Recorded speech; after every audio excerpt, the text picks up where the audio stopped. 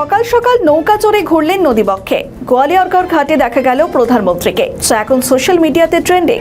নদীর ওপরে পশ্চিমবঙ্গের উন্নতির অঙ্গীকার পোস্ট করেন প্রধানমন্ত্রী। এদিকে এই নিয়ে কটাক্ষ করছে তৃণমূল। কোথায় গেল নমামি গঙ্গের 70,000 কোটি? প্রশ্ন তোলে তৃণমূল কংগ্রেস।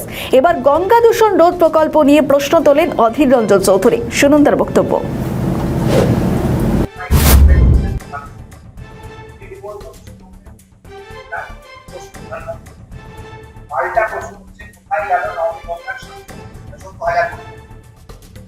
নমামি গঙ্গে যে পরিকল্পনা নিয়েছিল সেই পরিকল্পনার চূড়ান্তভাবে ব্যর্থ।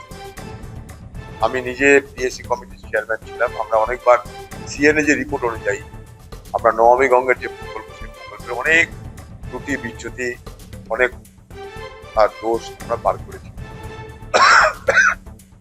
নমামি গঙ্গের সত্যি অনেক বড় বড় বিষয়, কিন্তু নমামি গঙ্গের যে মূল লক্ষ্য সেটা হচ্ছে যে গঙ্গাকে দূষণ মুক্ত করা। গঙ্গা দূষণ মুক্ত হয়নি, এটা আমরা সবাই জানি। স্বাভাবিকভাবেই নমামি গঙ্গের যে বিশাল টাকার পরিমাণ বরাদ্দ হয়েছিল সেই টাকা সবটা সরকার দিয়েছে বলে আমার মনে হয় না।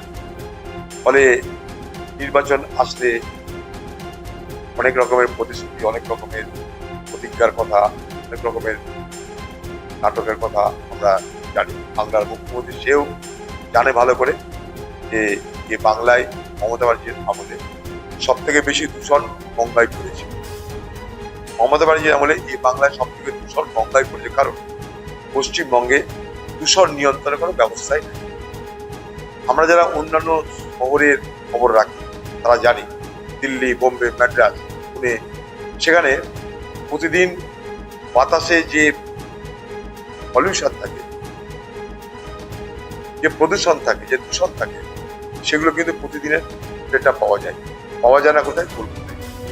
অথচ কলকাতা হচ্ছে ভারতবর্ষের কয়েকটি দূষিত শহরের একটি।